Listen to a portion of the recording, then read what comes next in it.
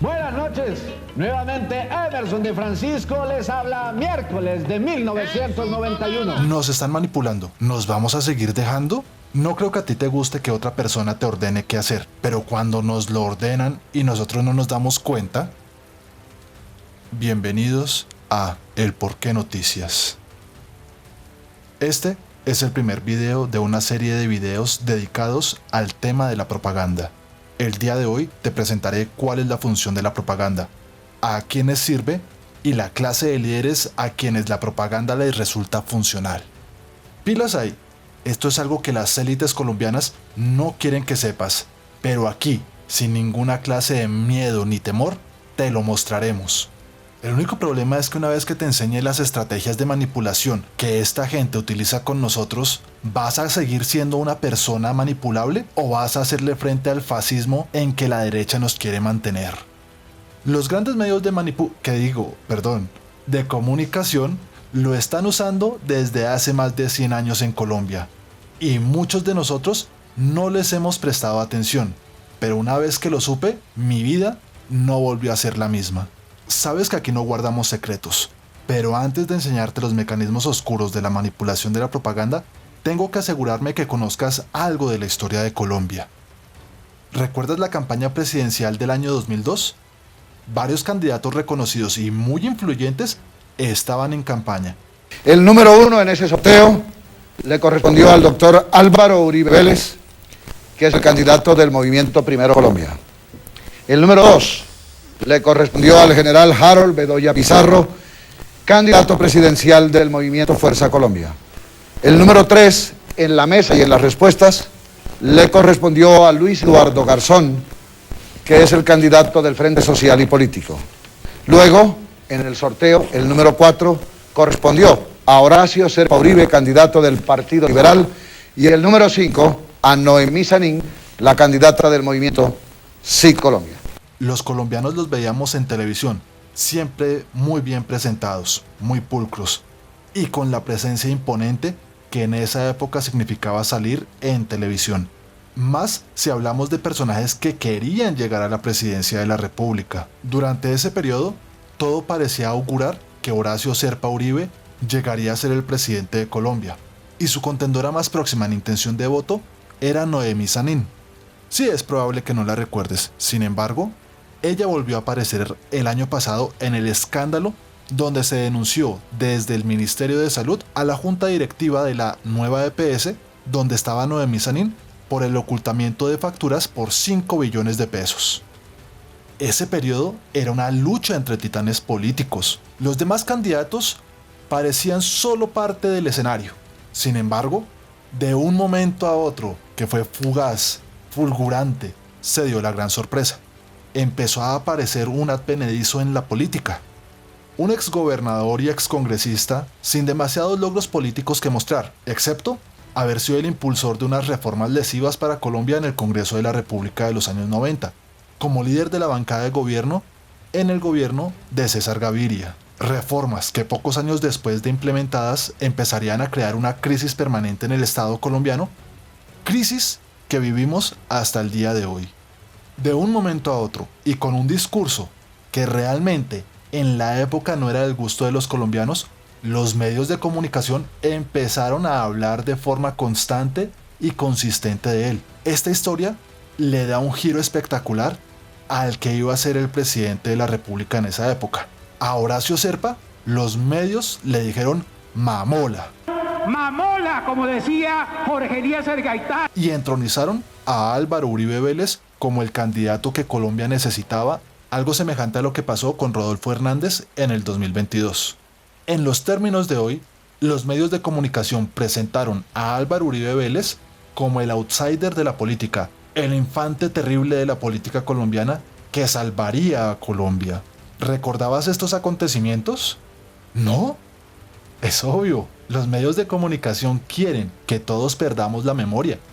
Así como manipulan hoy los recuerdos de la gente al hablar maravillas de los 8 años de gobierno de Álvaro Uribe Vélez, así manipulan los recuerdos que tenemos de la política hace 20 años. Teniendo en cuenta estos eventos, señalemos ahora qué es la propaganda. El filósofo, politólogo y lingüista Noam Chomsky ha tenido una fuerte preocupación política y ha hecho grandes análisis sobre la propaganda y la manipulación de medios con las que los gobiernos mundiales han intentado imponer su agenda al pueblo. Cuando no han podido por la fuerza, atienden a la manipulación como estrategia. En uno de sus textos, Chomsky cita a Edward Bernays y su libro Propaganda, un texto de 1917 y todo un clásico de este tema. Hasta aquí llegaremos con Chomsky por este video, pero en los siguientes videos abordaremos algunas de sus ideas relevantes para este tema. Las primeras palabras que ofrece el libro de Bernays nos dice: la manipulación consciente e inteligente de los hábitos y opiniones organizados de las masas es un elemento de importancia en la sociedad democrática.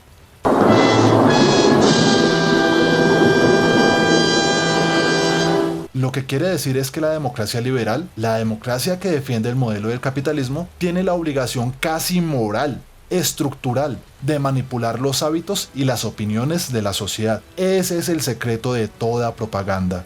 En lo que vamos hasta ahora, ¿ya viste cómo operó la propaganda para cambiar las opiniones de los colombianos? Cuando lo vi yo, dije, ¿qué? Me quedé como, what the fuck? ¿Esto es real? Dije yo, ¿esto es real? Bueno, sí, es real. Claro, los medios de comunicación voltearon la opinión pública para favorecer a Uribe, pero también es verdad que Jesús dijo: ayúdate que yo te ayudaré. Y por eso también contó con la ayuda de los paramilitares, obligando a votar por él y sus congresistas. Uribe, quieran o no quieran, es el referente político de las autodefensas. Uribe, sin el INRI de paramilitarismo no sería nada. Sería un político más. Y Uribe no es un político más, Uribe es el más. Obviamente, si hablamos de crímenes de Estado, estamos hablando en el gobierno, en ese entonces, del gobierno de la seguridad democrática. Y fui enfático en expresarle a esa comisión que la política de seguridad democrática del presidente Uribe funcionó porque nosotros estuvimos detrás de ella. Y que cuando nos extraditaron a Estados Unidos, supuestamente había un acuerdo bilateral entre el gobierno de Colombia y los Estados Unidos para que nosotros pudiésemos seguir contando las verdades desde el sitio de extradición. Ahora te estarás diciendo: imposible, lo que yo pienso, lo pienso yo. Mis hábitos los he construido yo. Mis sentimientos y emociones particulares las he determinado yo. No creo que nadie, aparte de mí y mis padres o mis cuidadores, me hayan inculcado el modo de ser quien soy. Creo que a todos nos gustaría creer eso de muy buena fe. Yo tengo una mente con 4 computadoras. Pero en la mayoría de los casos resulta que no es así. Pero te sorprenderás ante esto que nos dice Bernays. Constituye un hecho indiscutible que casi todos los actos de nuestra vida cotidiana, ya sea en la esfera de la política o los negocios, en nuestra conducta social o en nuestro pensamiento ético, se ven dominados por un número relativamente exiguo de personas. Horripilante, ¿verdad?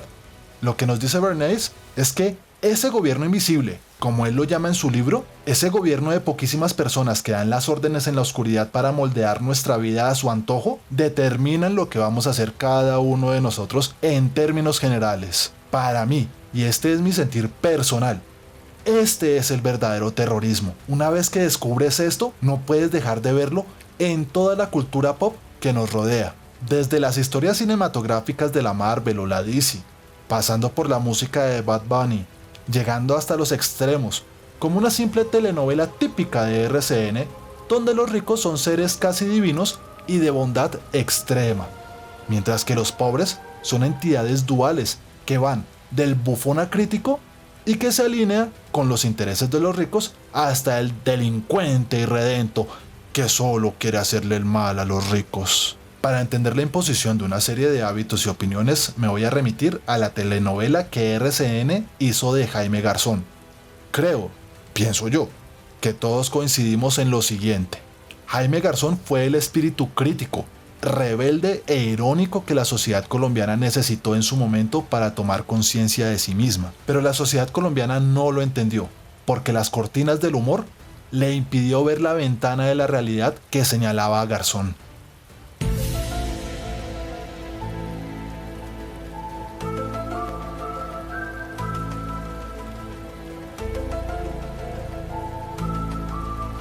Tengo que decir la verdad, cuando se presentó en televisión, yo solamente me vi en ese momento 2 capítulos, el segundo y el tercero. Y ello me bastó para repudiarla profundamente por su abismal sentido propagandístico. Esto es algo que no me dejó dormir por mucho tiempo, y ello me obligó a investigar más profundamente. En los capítulos 2 y 3, se trata de presentar la infancia de Jaime Garzón, donde se profetiza, ojo, profetiza, todo lo que sería su vida adulta y su triste final. ¿Por qué? ¿Por qué? Por eso. Pero tengamos mucho cuidado. Aquí RCN, en forma de entretenimiento, lanza una velada amenaza contra los colombianos. Sin muchos aspavientos, intimida de forma brutal a todo el que desee o haya desarrollado el pensamiento crítico, la facultad del entendimiento y la facultad de la voluntad de traer a Colombia un mundo mejor, un mundo donde las leyes, donde las normas están para los más necesitados, están para que se genere unas condiciones de vida adecuadas para los colombianos y no para la derecha que ellos defienden. Ay, una queja, claro. ¿Quieres que me ponga rudo, Ni siquiera lo pienses, vaquero. ¡Me amenazas! Tenemos a un papá que es mujeriego, toma trago.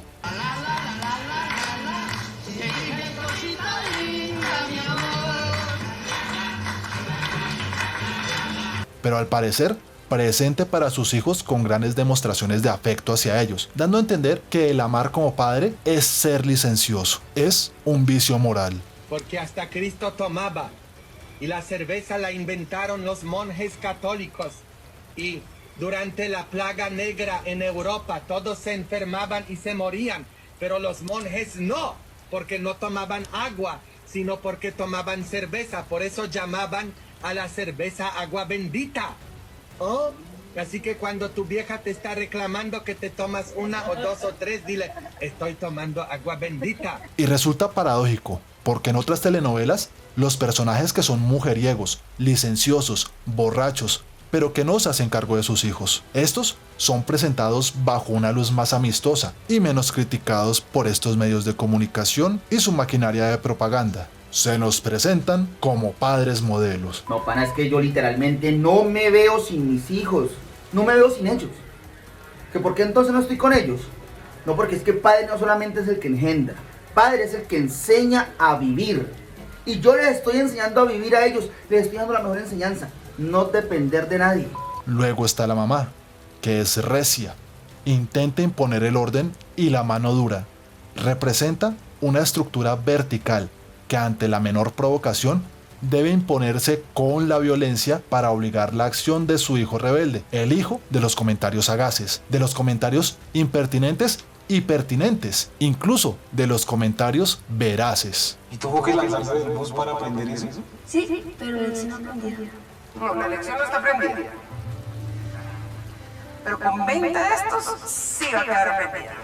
Pero que ante el poder de la autoridad estos comentarios son pecaminosos, son mentirosos ante la única voluntad de poder autorizada. Mamá, no me vaya a pegar, por favor. Jaime, venga para acá. Venga, no se esconda. De esta juguetera no se escapa, usted sabe. Lo hago por su bien. A mí no me gusta pegarle. Es para que aprendan, para que no sea mentiroso, para que sea juicioso. Estos dos símbolos de lo femenino y lo masculino, la mamá y el papá, están en conflicto. Viven en constante choque. Tranquila.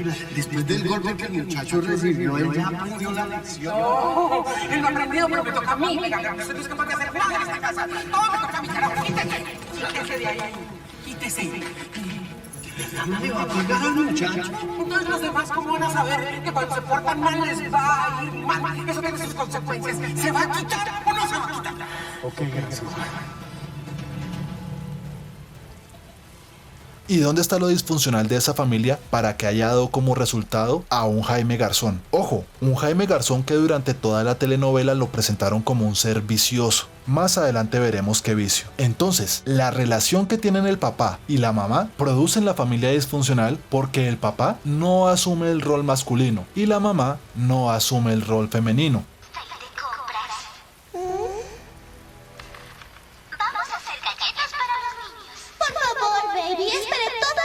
Para oírte hablar. ¿No tienes algo importante que decir? No me preguntes dicho, amiga mía. Roles que la propaganda nos ha impuesto, incluso mostrándola en roles de familias presidenciales. Esta telenovela entonces nos muestra la familia disfuncional de Jaime Garzón, una familia que la sociedad colombiana debe despreciar. El papá de Jaime no ocupaba el lugar del hombre en la familia porque tenía amor por sus hijos y lo manifiesta. Simbólicamente, el papá era una entidad femenina. Por otro lado, la mamá de Jaime no ocupaba el lugar de la mujer en la familia porque era dada a la violencia, al orden y la mano dura. Queda pues la pregunta, ¿cuál es el lugar correcto de la masculinidad? Es aquella clase de hombre que es violento, que impone su orden, su mano dura, a toda su prole y que es capaz de amar, mas no de mostrar amor, pues si lo hiciese perdería su autoridad. Así esta clase de masculinidad hace que el hombre presente su autoridad como su amor. Si tuviéramos que ponerle un lema a esta clase de hombre glorificado por los hábitos y opiniones creados por esta propaganda, podríamos intentar el siguiente. No sé, ¿qué les parece? Mano firme, corazón grande. Sería un bonito lema para esta clase de hombre, ¿no? Ya sabemos que entiende esta propaganda por el hombre masculino. ¡No se va a negociar! ¡Veamos lo que hay! ¡Veamos lo que viene! ¡Vean lo que hay! ¡Malditos terroristas! ¡Vean lo que hay! ¡Vean lo que hay! ¡No va a haber negocio! ¡No va a haber más impunidad! ¿Recuerda que en esta carta usted diga que va a visitarlo un abogado de mi papá? Ah, sí. Es Cadena. ¿Es Cadena? ¿Y por qué lo llama un abogado de mi papá? Porque uno le decía así al señor Uribe, era el papá de nosotros. ¿De quién es? La autodefensa, doctora. Es que él fue nuestro referente. Y nos lo reproduce en la sociedad grande y pequeña. La sociedad grande es aquella donde nosotros somos sujetos políticos, es decir, somos ciudadanos. Y esa sociedad pequeña es la familia. Por supuesto, ahora nos toca preguntar, ¿quién es la mujer femenina? Bajo esta construcción de la mujer desaparece. El discurso propagandístico de la derecha requiere que la mujer no exista. La mujer dentro de la sociedad grande, la sociedad de la ciudadanía, no debe tener voz, no debe tener representación, no debe tener presencia. En su primera cita, fíjense en los zapatos del hombre. A veces se puede saber cuánto dinero tiene solo por sus zapatos. Cuando vayan a cenar a la hora de pagar, echen un vistazo dentro de su billetera. Si solo tiene una tarjeta de crédito, cuidado, significa que no gasta mucho y lo que es peor, puede tratarse de una tarjeta de cheques. Si tiene más de 4 tarjetas de crédito, es sospechoso. El perfecto número de tarjetas que debe tener un hombre es 2. ¿Sí, bebé? ¿Y si conoces a un hombre que quiere ser doctor o abogado, pero que aún estudia? Bótalo y busca a alguien con dinero. Puede que sea el eterno estudiante mientras tú te mueres de hambre con 2 recién nacidos chupándote las tetas. ¿Y en la sociedad pequeña, que es la familia, tiene algún papel? Allí es solo una cuidadora silenciosa de los infantes. La mujer en este ideario es una entidad meramente de uso reproductivo y de cuidado infantil. Hasta que sus descendientes crecen. Solo en esta función encuentra sentido la existencia de lo femenino bajo la propaganda que nos presenta la derecha. Un ejemplo claro y puntual lo encontramos en la sombra de la mano firme y corazón grande. Un hablar bajo, imperceptible, como pidiendo permiso para existir, para ser notado.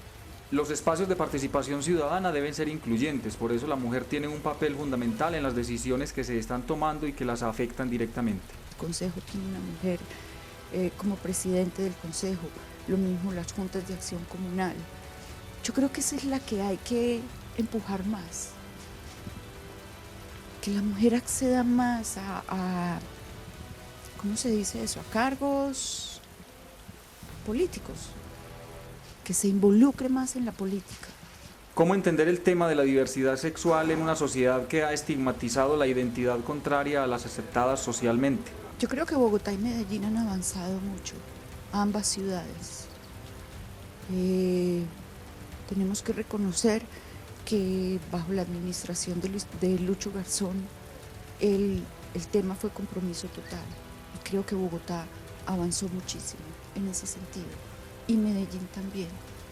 Porque no nos sirve de espejo lo que se han hecho en este par de ciudades, de respeto, de abrir espacios, para hacerlo nosotros también aquí. No pares de ver este video, porque ahora te haré una breve síntesis antes de continuar con lo que considero es la parte más abstracta y tal vez la más difícil del video. Previamente viste cuál era la función de la propaganda: manipular hábitos y opiniones de las masas, ¿verdad?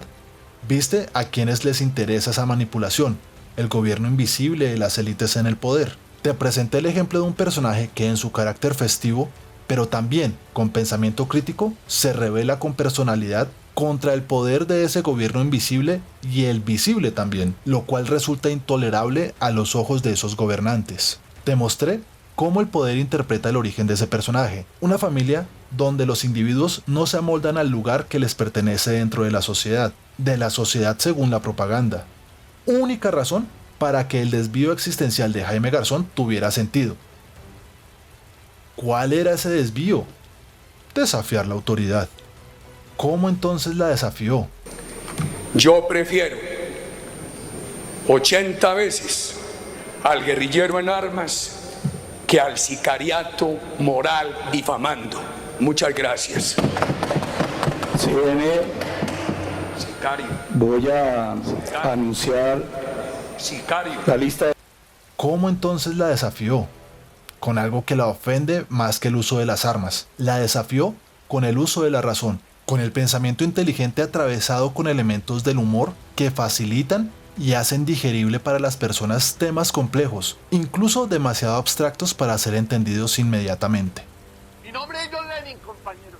Estoy denunciando, compañeros, la nueva escalada vendepatria, compañeros. Ahora resulta que los esquiroles de ultraderecha pretenden confundirnos para que nos peleemos unos contra otros, compañeros. Me refiero a lo que sucedió en Bosa, compañeros, en donde ellos lo que quieren es que nos enfrentemos poniendo de un lado a los compas y de otro lado a los ñeros, creando así una división en la vanguardia y en el combate de la lucha revolucionaria, compañeros. Sobre todo en el sector del suroccidente de Bogotá, donde tenemos una larga experiencia en el proceso de concientización de masas, compañeros. No al enfrentamiento entre sectores populares. Compas y ñeros, unidos venceremos. Ni un petaco atrás, compañeros. Compañero John Lenin, únete a la lucha. Ahora sí, llegamos al punto más complicado y por lo tanto a la cima del video. Esta será la cereza del pastel y que marcará toda la diferencia, pues después de esto vas a dejar sin uno de los recursos propagandísticos más poderosos a esos gobernantes en las sombras, invisibles e innombrables. Esto es, el elemento de lo mágico. En Colombia las élites han instrumentalizado el realismo mágico a favor de sus intereses y resulta casi obligatorio que lo mágico ingrese en toda producción cultural colombiana, o por lo menos la que presentan los medios de comunicación. En la mayoría de los casos lo mágico, el poder de lo sagrado, incluso de lo divino, es el poder explícito de la censura, de lo prohibitivo, el poder que demarca la línea entre lo abyecto, lo execrable, lo repulsivo, frente a lo que dictan las buenas maneras de la sociedad, lo aceptable y lo decente. Te estarás preguntando, ¿y a dónde voy con todo eso? Pues que ante lo real, como la autoridad política o el poder económico, si te ordenara algo de frente, tú podrías decir que no. Pero ante lo mágico, que se presenta oblicuamente, que no es claro, que no es directo, que es visto como por el rabillo del ojo, un poder que nos parece espectral, que está ahí, pero nos impone todo su poder sin que nosotros lo pongamos en tela de juicio porque es todo lo inconsciente. Sin embargo, lo aceptamos porque se nos dice que viene de un poder superior. Así entra la figura del sacerdote.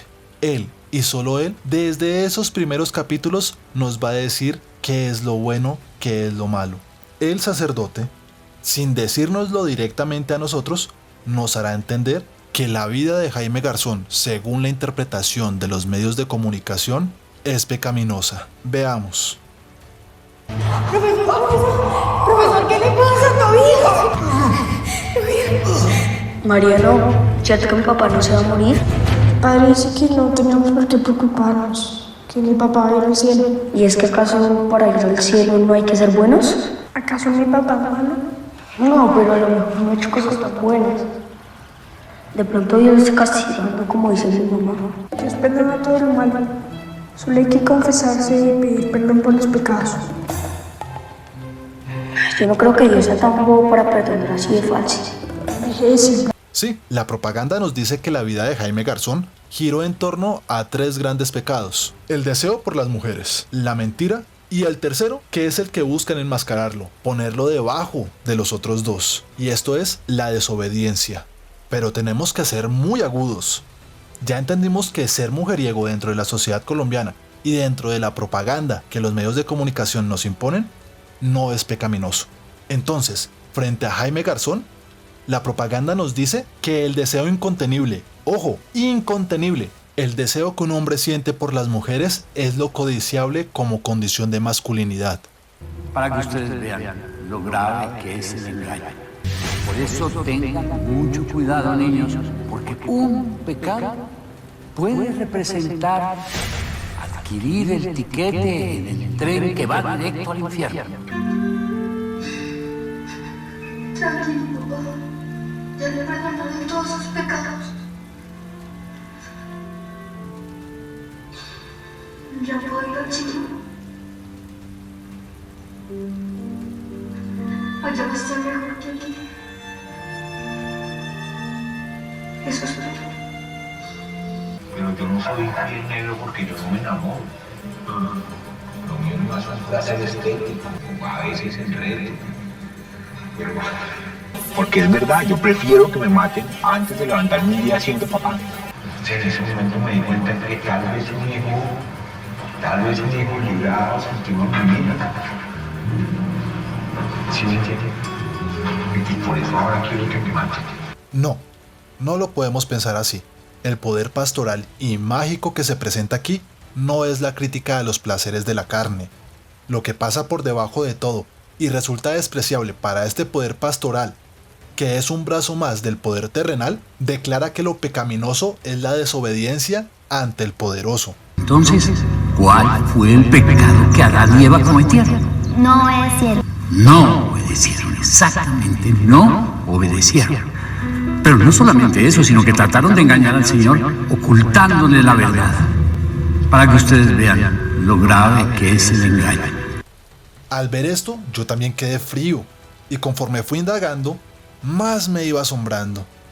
Esto es así porque Bernays nos dice: la voz del pueblo da expresión a la mente del pueblo, que a su vez está dominada por los líderes de grupo en los que cree y por aquellas personas que saben manipular a la opinión pública. Se compone de prejuicios heredados y símbolos, lugares comunes y latiguillos que los líderes de opinión suministran a la gente.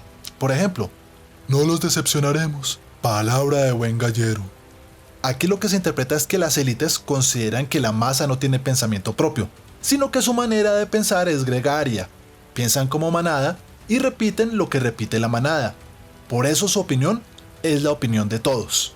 Su imaginario es uniforme, mientras que si tienen un pensamiento, solo será el que les haya hecho pensar su líder político, su caudillo. El partido se llama Centro Democrático por unas circunstancias ahí más o menos fortuitas, pero políticamente es todo menos de centro. Este es un partido de derecha.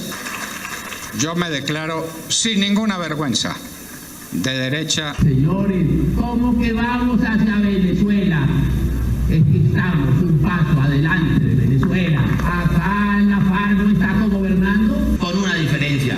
Allá existe Congreso, acá no. Solo después de lo que dijo, el ex procurador cayó en cuenta que su anfitrión y 38 de sus seguidores conforman el actual Congreso.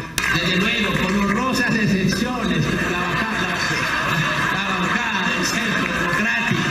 Y ratificó que lo que más une a las derechas del país es el deseo de destruir el acuerdo de paz. ¿Es que acaso vamos a permanecer contemplativos frente a una institucionalidad ilegítima originada en unos acuerdos ilegítimos?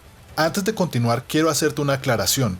Quiero que tengas en cuenta que si bien este personaje del poder pastoral está vestido de lo que consideramos un sacerdote de la Iglesia Católica, bien lo pudo interpretar cualquier otro, pues no nos habla directamente del catolicismo, sino que es un representante del mundo de lo mágico, el mundo de las premoniciones, el mundo de lo profético. Este personaje, como todo personaje de telenovela o cine, es un personaje ficticio, es decir, no es un personaje real. Igual que el personaje de Jaime Garzón que está ahí, no es la persona de Jaime Garzón. Solo se adapta este personaje mágico al tipo de historia que se quiere contar. Solo debes recordar que esto que vemos es la ficción de la propaganda para aleccionar a las personas, para imponerles el miedo. Sigamos. Ya entendimos que se nos declaró el peor delito, el peor pecado contra el poder. Esto es la desobediencia.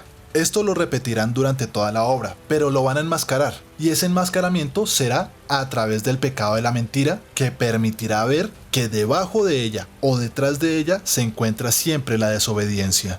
Sopas, ¿serán los militares, los paramilitares, las autodefensas, los periodistas, las autodefensas campesinas o quién será? Dios bendito. ¡Uy! Señores periodistas, buenas noches. ¿Cómo dice? ¿El doctor Álvaro Uribe Vélez, gobernador de Antioquia? No, él salió, sí, a conseguir más armas. No, es que sí. Bueno, que esté muy bien, señorita periodista, y saludos por allá. Uy, no. Este doctor Álvaro Uribe Vélez ya no sabe si la guerra es para civiles o para militares. ¿Será que sin armas no se puede convivir en este país? Todos los que hacen parte del gobierno visible o invisible hacen uso de esta estrategia. Si la verdad es lo que los poderosos dicen, quien los desobedece es un mentiroso. Senador Cepeda, usted ha ido allí a lo ubérrimo mintiendo. Politiqueros, al servicio del terrorismo, que cobardemente se agitan en la bandera de los derechos humanos. Los traficantes de derechos humanos, que se deberían de una vez por todas quitar su careta, aparecer con sus ideas políticas y dejar esa cobardía de esconder sus ideas políticas detrás de los derechos humanos. Cada vez que en Colombia aparece una política de seguridad para derrotar el terrorismo, cuando los terroristas empiezan a sentirse débiles, inmediatamente envían sus voceros a que hablen de derechos humanos.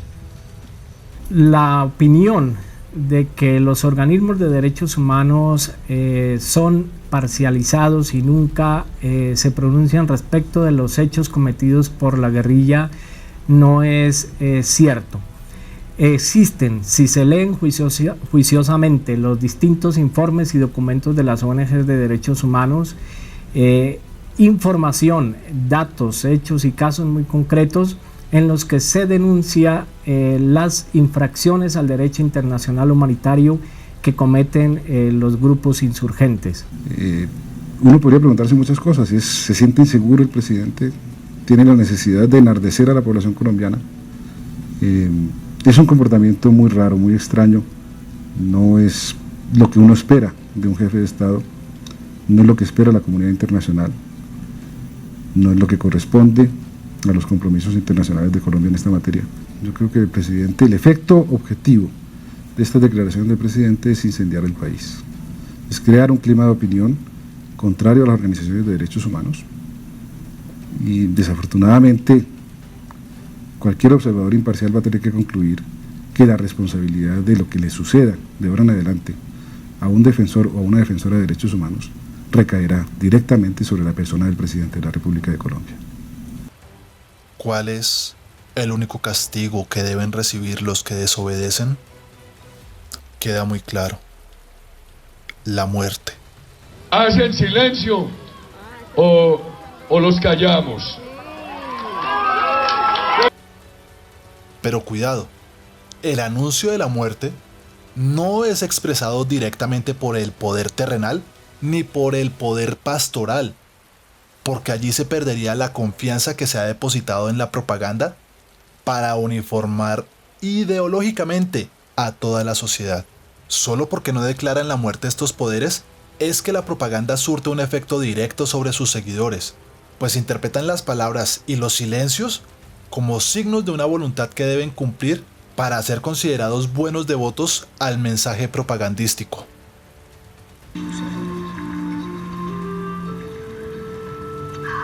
No sea negativo. Niños, don Tobías nos abandona. ¿Quién dio la orden? Yo di la orden. Durante este proceso, los poderes nos proponen una economía del terror, y partiendo del dogma económico neoliberal, aquí se nos propone lo mismo: el goteo. El terror no puede mantenerse siempre. El terror tiene que aparecer en los momentos justos y en la medida justa, pero siempre como rebosamiento de la paciencia del poderoso contra el desobediente.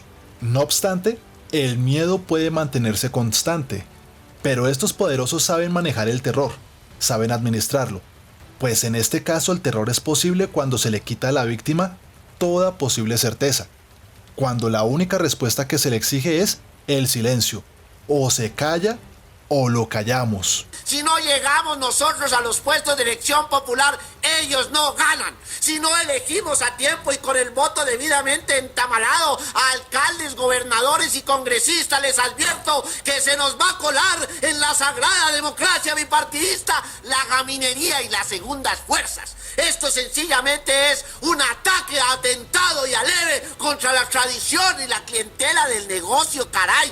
Más adelante querrán acabar con la institución familiar y con la herencia, por Dios.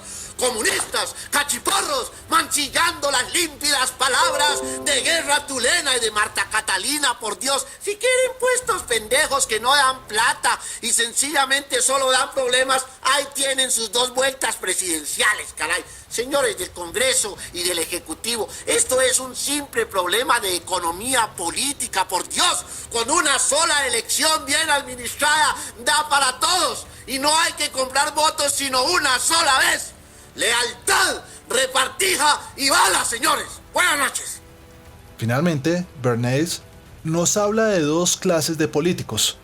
El honesto, que sirve fielmente a los intereses del pueblo, y el pueblo lo entiende como verdadero gobernante, frente al político de la propaganda que solo desea el poder imponiendo siempre regímenes dictatoriales donde el pueblo carece de autonomía y libertad.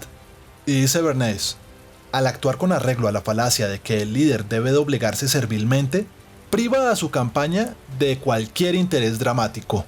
Un autómata no puede despertar el interés del público. Un líder, un luchador, un dictador, sí que pueden.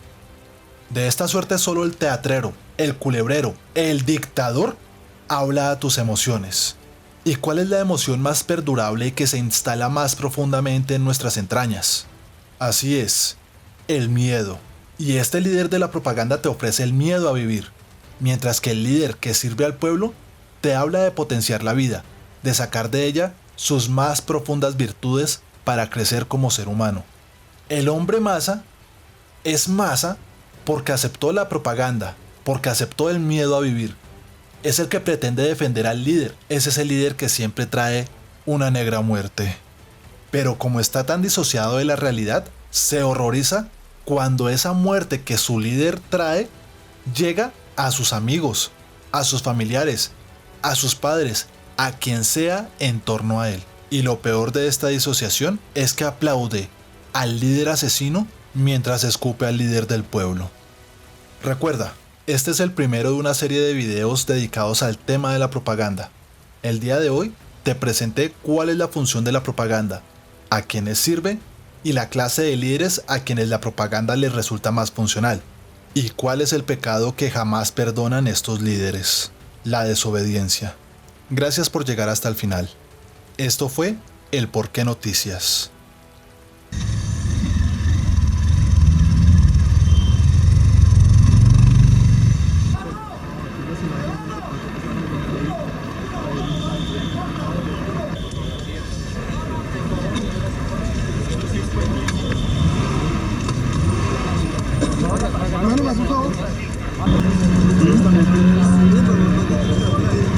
¿Cómo ocurrió el crimen? 2 individuos por aquel sistema de sicariato.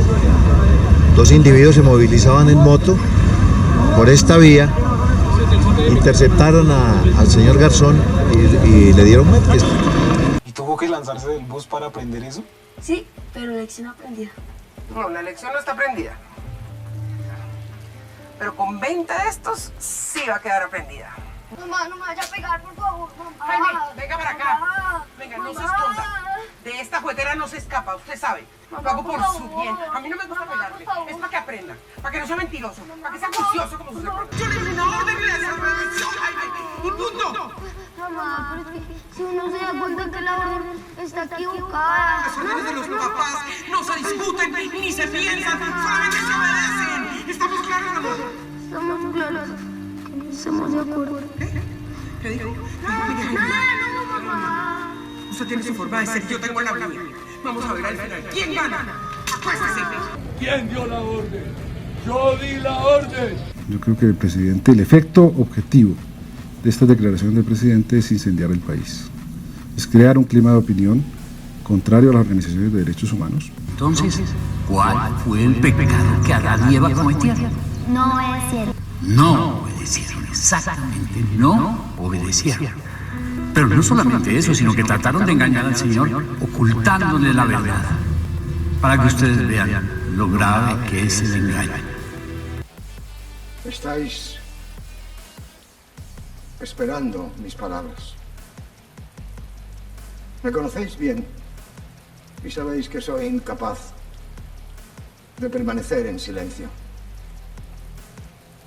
Callar es a veces como mentir, porque el silencio puede ser tomado por aquiescencia. ¡Muere la inteligencia!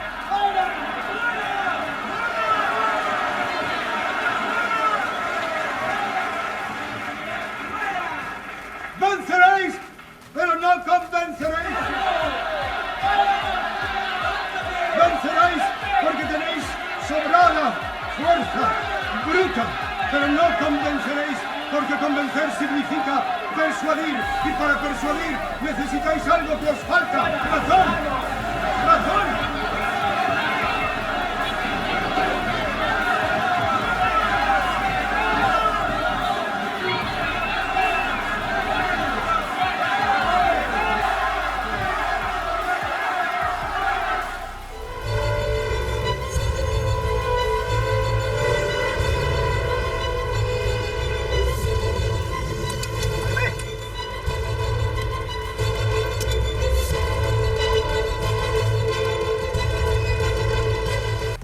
En un momento les tendremos las mejores entrevistas de Heriberto de la Calle.